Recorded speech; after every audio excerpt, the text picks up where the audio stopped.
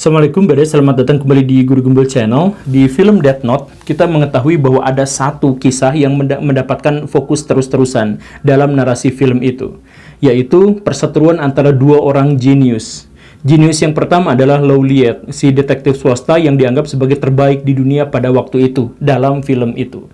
Dan yang kedua adalah si Kira, sang pembunuh misterius yang memiliki Death Note. Dan dengan buku itu, dia mampu membunuh siapapun yang dia mau. Dan lebih gilanya adalah bahwa dia adalah seorang jenius, dia adalah anak dari perwira polisi. Perseteruan antara dua tokoh jenius ini, pada akhirnya kita ketahui, berujung pada kematian kedua-duanya. Tetapi dalam narasi cerita itu diketahui bersama bahwa pemenangnya adalah L atau Lau Liet, sang detektif itu.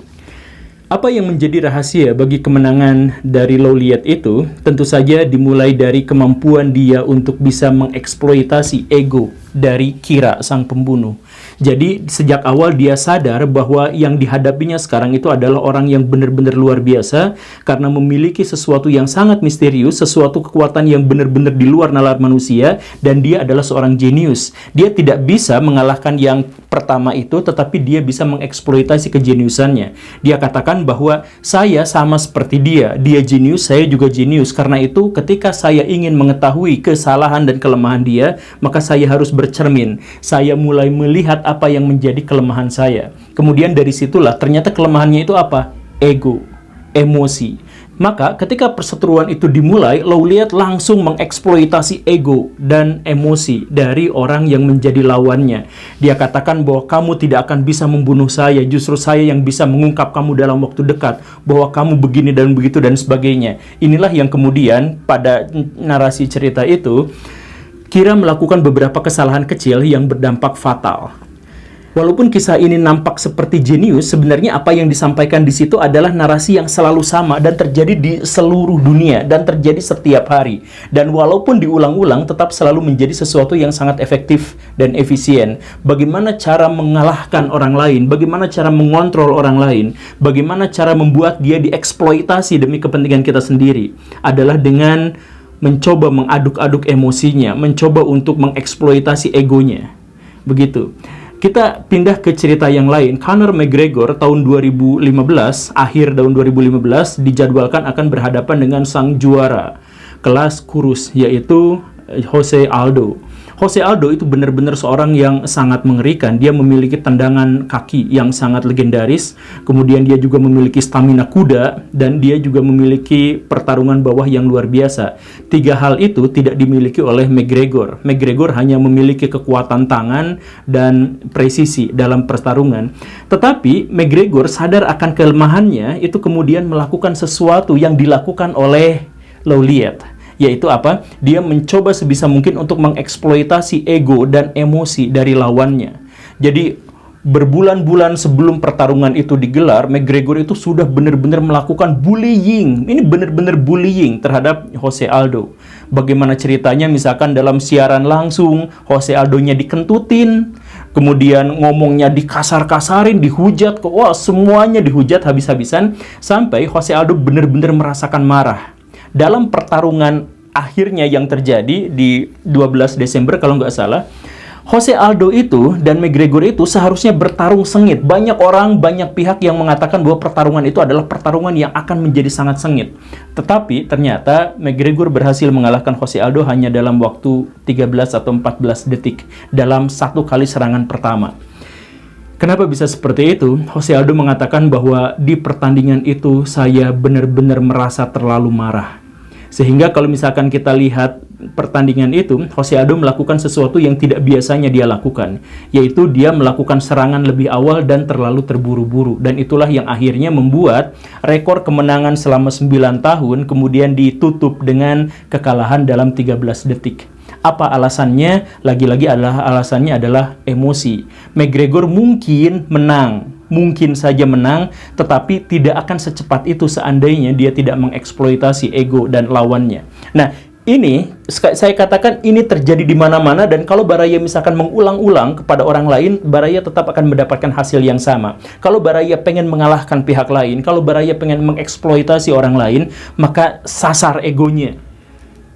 Ini adalah inti dari video ini, Baraya. Bagaimanapun, siapapun yang ingin menguasai pihak lain, maka kontrollah emosinya, kontrollah egonya, sentuhlah dia tepat di hatinya.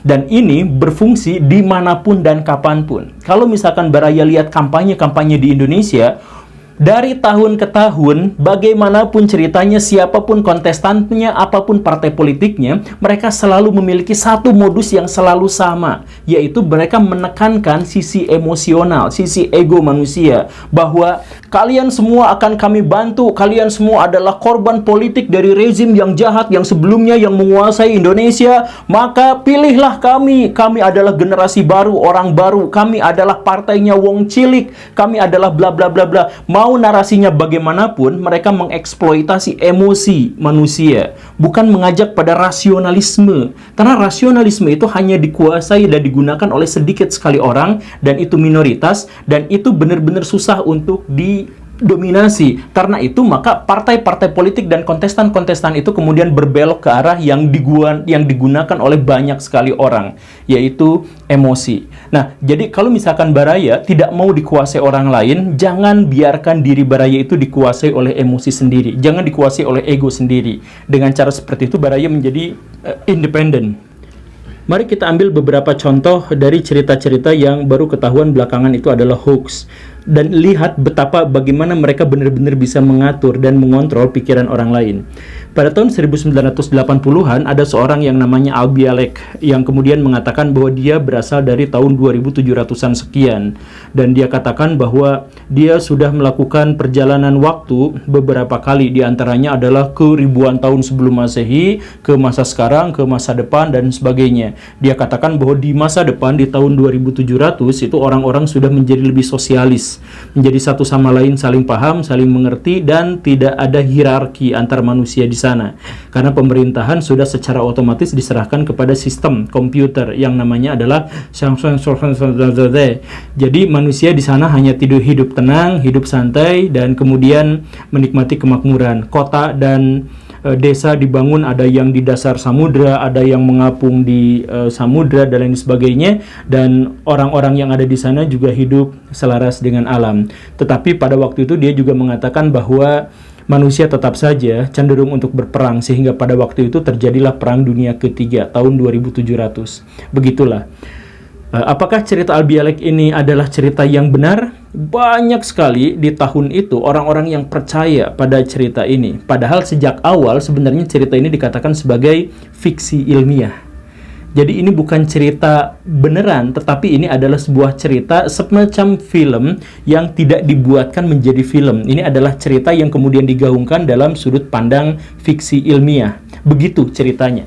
Tapi kenapa banyak orang yang kemudian percaya pada cerita tentang orang yang bisa menembus waktu dan sebagainya? Ya, karena itu adalah emosi, itu adalah gambaran seandainya manusia itu dikasih kesempatan untuk hidup ke masa depan, ke masa lalu, kemudian dia membayangkan begini dan begitu. Nah, itu kemudian dirangkum dan itu kemudian diwakili oleh cerita Al Bialek tadi itu. Nah, karena ceritanya menjadi sangat emosional, ceritanya menjadi sangat fantasi, bahkan ketika sejak awal itu dikatakan itu fiksi ilmiah, orang tidak mau ngambil ke arah yang sana itu.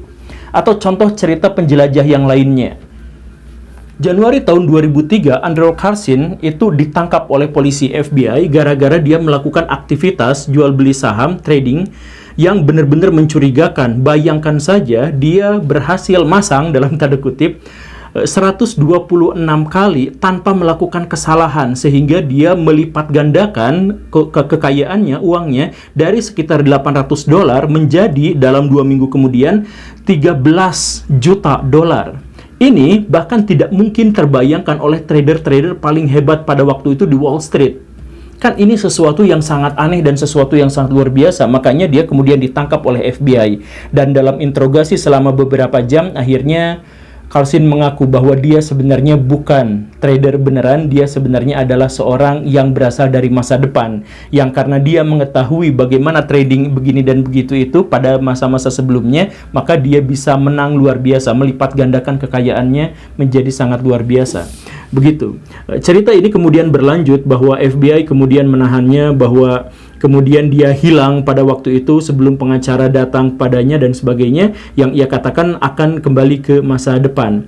Luar biasanya dalam cerita ini adalah bahwa Karsin ini tidak pernah diketahui sebelum tahun 2003 dan juga tidak pernah ketemu lagi setelah penyelidikan itu. Yang akhirnya banyak asumsi yang mengatakan bahwa ini gara-gara dia telah berhasil kembali ke masanya. Sumber-sumbernya awalnya bisa dicek dan sebagainya, tetapi setelah kejadian itu FBI berusaha untuk menutup informasi ini karena dianggap sebagai sesuatu yang rahasia dan penting. Dan tidak ada lagi berita-berita dan begini dan begitu gitu ya. Ini kan sangat emosional. Sangat emosional dalam artian ada sebuah fantasi yang kemudian muncul dan silahkan cek saja, tapi sekarang beritanya sudah tidak akan ada lagi karena ditutup-tutupi oleh FBI. Iya, apakah cerita ini kuat? Saya akui bahwa cerita ini luar biasa, narasinya hebat dan sangat rapi, dan begitu banyak media-media di Indonesia juga yang ikut memberitakan itu. Tetapi harus saya bilang bahwa cerita itu dimulainya dari sebuah majalah yang berjudul Weekly World News. Yang kalau Baraya lihat berita-beritanya, itu Baraya akan benar-benar kaget karena di situ ada cerita bahwa Hillary Clinton mengadopsi alien, bahwa ternyata ada makhluk yang menyerupai manusia tapi bukan manusia dan hidupnya di dalam tanah, dan cerita-cerita yang hoax lainnya, cerita hoax bombastis yang lainnya. Jadi sebenarnya majalah itu memang dibuat untuk hoax-hoaxan. Jadi ya semacam Gus Samsudinnya di Indonesia lah, katakanlah seperti itu gitu ya kalau misalkan buat yang ini. Jadi di Amerika Serikat itu ada yang seperti itu. Nah, satu berita dari situ karena itu hebat kemudian diberitakan oleh media-media yang lain, dan media-media yang lain walaupun tahu itu bohong, walaupun tahu itu meragukan, walaupun tahu ceritanya itu bermasalah, tetapi kemudian disampaikan kepada publik. Karena apa? Karena kalau misalkan disampaikan beritanya bahwa berita itu sebenarnya tidak hoax atau berita itu sangat misterius dan apa, maka itu akan mendorong atau menarik emosi setiap orang untuk menyaksikannya, dan karena itu maka media-media itu akan mendapatkan untung besar karena menjual misteri yang sebenarnya misterinya sejak awal sudah diketahui bahwa itu hoax. Kan begitu. Sekarang Baraya Baraya mau cek John Titor, Baraya mau cek siapa saja, sebenarnya penjelasan ilmiahnya itu sangat mudah didapat. Sangat mudah kalau Baraya misalkan nonton berita awalnya. Tetapi gara-gara orang-orang media-media di Indonesia dan di banyak tempat itu tidak mau memberitakan yang awalnya itu karena takut kebongkar rahasianya, maka kita semuanya akhirnya percaya pada hoax-hoax itu. Cerita tentang bumi datar sejak awal, di Redford, Sungai Redford itu sejak awal mereka sudah kebongkar rahasianya. Ada hakimnya, ada ribuan orang yang melihat pertaruhan itu, semuanya udah tahu. Tetapi kemudian mereka tutupi itu, kemudian mereka ciptakan narasi yang baru. Kenapa? Karena dalam cerita itu digambarkan sesuatu yang sangat emosional. Bahwa kalian semua dibohongin, bahwa kalian itu dikuasai oleh elit global, bahwa kalian itu begini-begini dan sebagainya. Apa yang menjadi keunggulan dari mereka? Misalkan saya mohon maaf ya, bumi datar itu begini ceritanya. Awalnya mereka benar-benar dikagumi, tetapi setelah banyak counter dari YouTuber-YouTuber, dari media-media yang lain, kemudian mereka kempes, dan banyak di antara mereka yang mengatakan, ya bumi datarnya bukan fokus utamanya, karena fokus utamanya adalah bagaimana elit global menguasai dunia, bagaimana kita diintimidasi dan sebagainya. Kemudian kan pindah ke sana. Nah, itu justru yang menjadi pikiran awalnya itu adalah itu. Pikiran utamanya itu adalah emosional.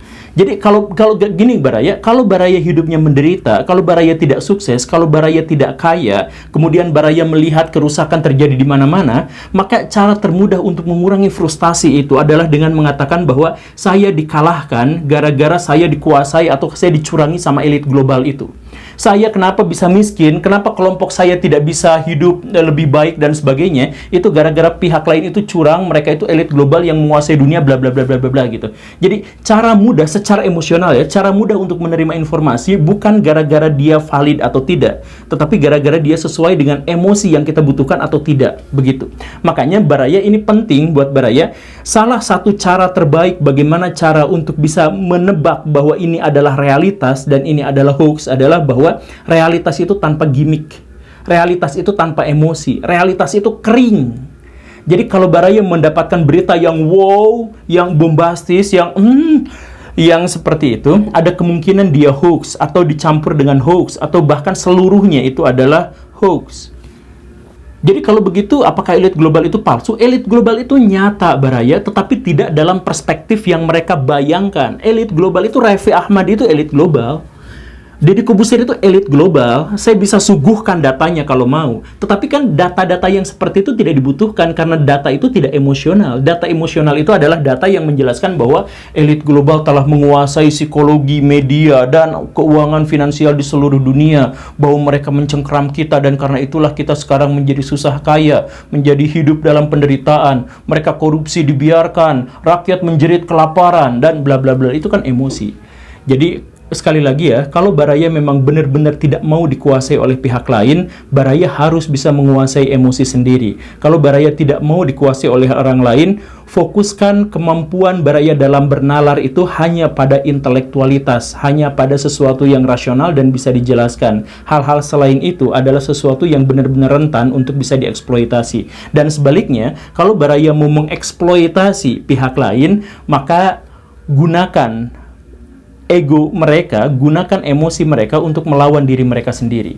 Kalau misalkan Baraya pengen menyuruh orang lain untuk melakukan sesuatu, Baraya cukup misalkan melakukan, ayolah please, orang lain gak bisa, cuman kamu yang ahli di bidang ini, makanya saya tuh percayanya sama kamu, bla bla bla bla. Dengan mendorong ego mereka seperti itu, dengan mengeksploitasi emosi mereka, kemungkinan dia juga akan, atau mereka juga akan, ya udahlah saya akan lakukan gitu. Kan caranya seperti itu. Jadi silahkan mencoba menguasai orang lain dan silahkan tetap jangan sampai dikuasai oleh pihak lain. Jadilah orang yang independen. Terima kasih karena sudah menyimak. Saya Guru Gembul. Assalamualaikum warahmatullahi wabarakatuh.